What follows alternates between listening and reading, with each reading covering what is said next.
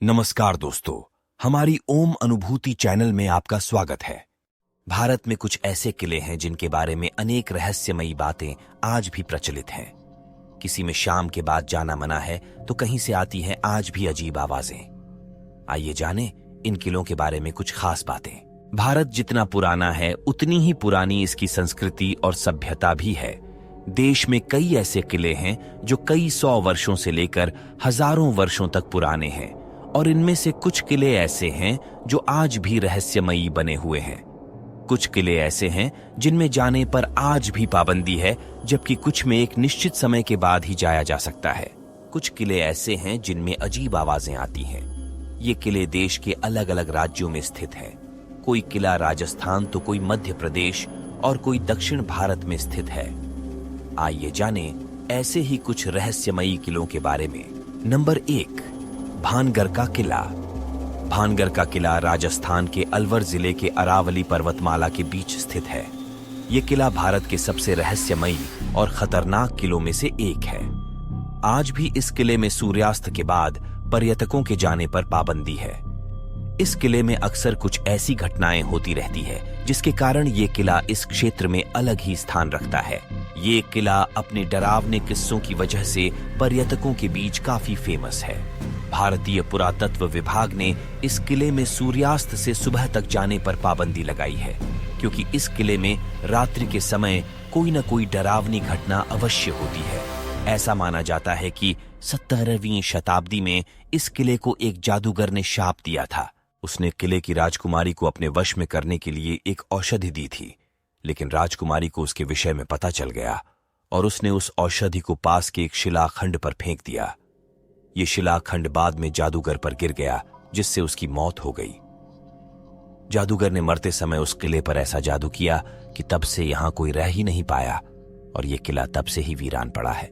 यहां आज भी कुछ लोग तेज आवाजें, महिलाओं के चीखने चिल्लाने और कदमों की आवाज सुनने का दावा करते हैं। नंबर 2, गरकुंडार का किला। यह किला मध्य प्रदेश के निवाड़ी जिले के पास स्थित है।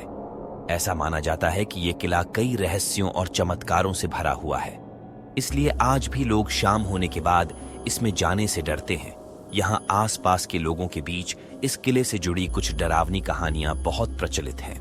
लोगों का कहना है कि यहां कई सौ वर्षों पहले कुछ लोगों की मौत हुई थी और जिनकी आत्माएं आज भी इस किले में भटक रही हैं। इस किले की सबसे ज्यादा प्रचलित कहानियों में से एक है कि एक बार इस किले में आई एक बारात से लगभग 70 से 80 लोग रहस्यमय तरीके से गायब हो गए थे, जिनके बारे में आज तक पता नहीं चल पाया है।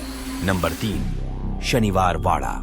यह किला महाराष्ट्र के पुणे में स्थित है और देश के रहस्यमयी किलों के मामले में ये दूसरे स्थान पर है। इस किले को 1732 में पेशवा बाजीराव ने अपनी दूसरी पत्नी मस्तानी के लिए बनवाया था।